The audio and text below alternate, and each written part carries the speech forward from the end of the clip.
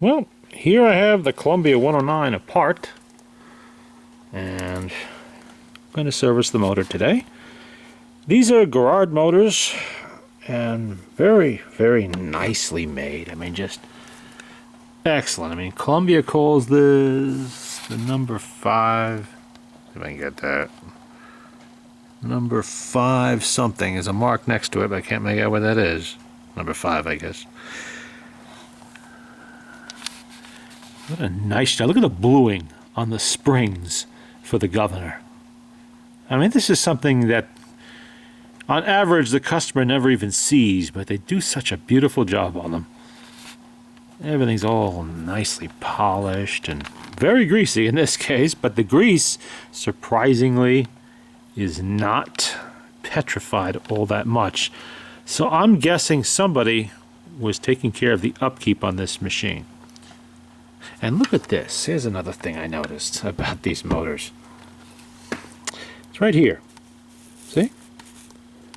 The here, and here, those are the ends of shafts. So all you would see when this sticks through the motorboard is just here. So if you drop oil down into this little groove here, it'll make its way down these grooves and it'll oil the shafts. That's neat. That's a really nice feature that I don't believe I've seen before. Very nice. And that, of course, is cast iron and steel plate here on the bottom.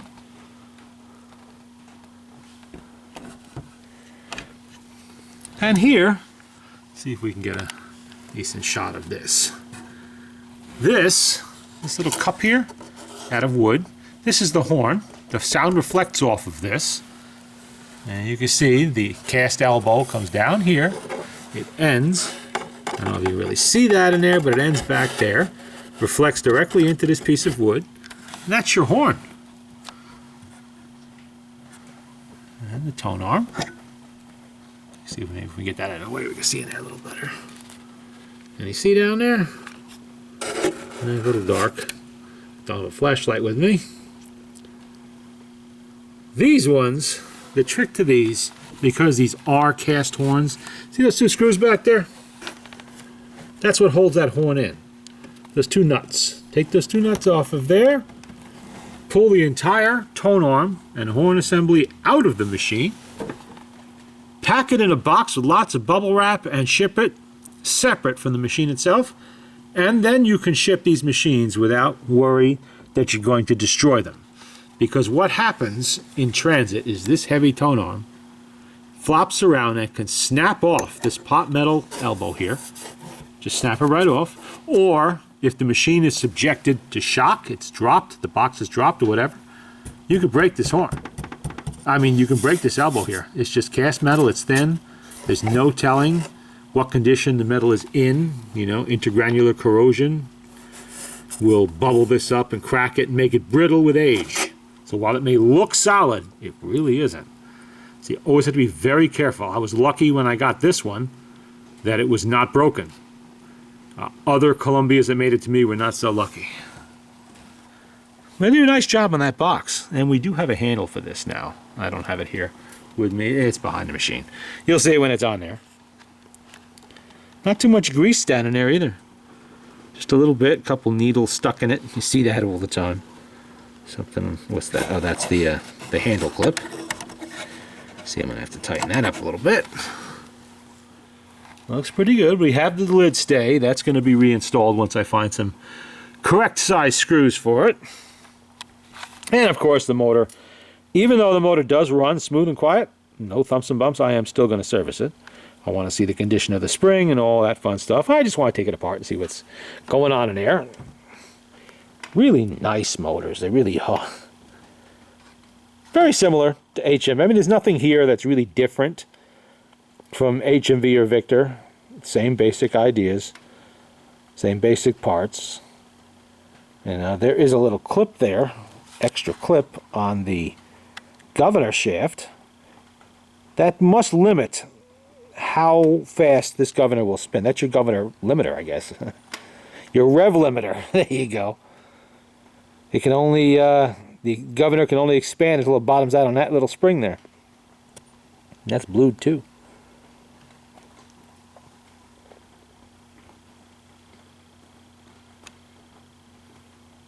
And you can see that the barrel is screwed together, not riveted, or using a clip, or just pressed on. These are always easy to deal with. They really are. You just take the screws off, pop the lid right off, no problem. Put it back on same way. No struggling with clips, no trying to squeeze lids on, you know, that kind of thing. And you can see it does have a fiber gear, but this fiber gear uses a sandwich of metal. It's brass with the fiber sandwiched between it. 2 layers of brass on the outside. Which gives it a bit more stability than some of the Swiss ones, which are just one solid fiber gear.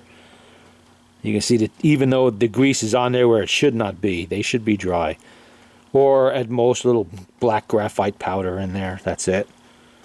To preserve that material, whatever it is. It's in good shape. It's not all worn, it's not all chipped and worn out, so that's good. So I do not believe I have a parts... Actually, that's not true. I do have a parts motor for this. The 202, my other Columbia portable with the shattered tone arm, excuse me, has a double spring motor in it. This has one large spring, which is good. Pretty good size. Similar to HMV size, I'd imagine. I'll find out when I get it out. Does not have a...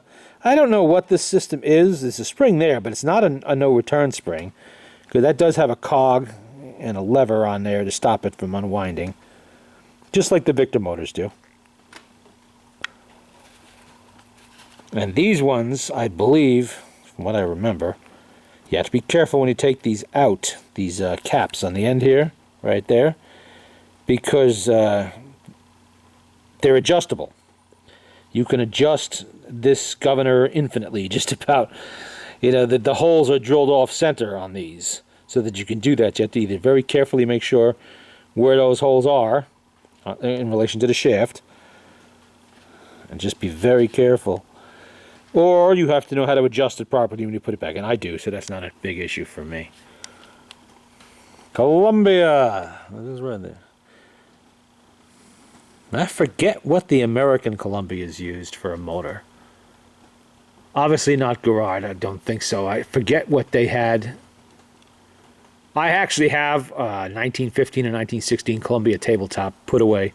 That one day is going to be out on the table. Maybe not here, but sooner or later.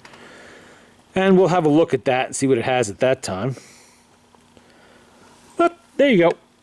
There's just a quick look at what a Columbia 109 looks like under the turntable. And I'll show you the turntable too, since I have it out. All the interesting things on this.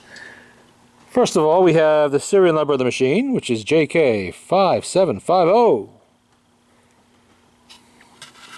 And we have the registration number, registered 57962 PJ. Is that a PJ? Looks like PJ. In all correspondence regarding this instrument, please refer to registered number 57962. Okay, I'll be sure to do that. You can see the rubber grommets here. One of them's been replaced at some point. It's white, the others are black. I don't know what that X is. X marks the spot? Don't know. Unknown. And we're going to be playing with that speed control. It's an odd speed control on this. There's no 78 mark on it. I don't know why they did it that way. Maybe avoiding somebody else's patent. I don't know. But just, we've looked at this before. But look at this. It's slow and fast. And there's the arrow to indicate your speed. So I would think that would be 78 RPM. But is it? I don't know. Maybe in the middle of fast is... I'll have to experiment with that and see what to do with it. You know, I prefer them to be marked so I can set the speed to exact 78 and always get back there again if for some reason I have to go faster or slower. Not all records are 78 RPM. Believe it or not, some of them are 80. I believe some of those 80 ones are vintage Columbias. Not sure what vintage. Probably a matter of loosening that little screw right there and turning it to where you want it once you use the stroboscope to set it. Rexine's in very good shape on that.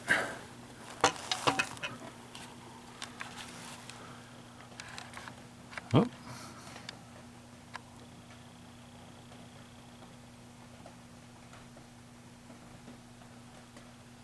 And yes, the needle cup does pop out, which is very handy because when you lift off the motorboard, you don't want all those needles going everywhere. That would be something of a pain. This way, you keep them all in one spot. Okay. And there you go. The 109 with the motor out.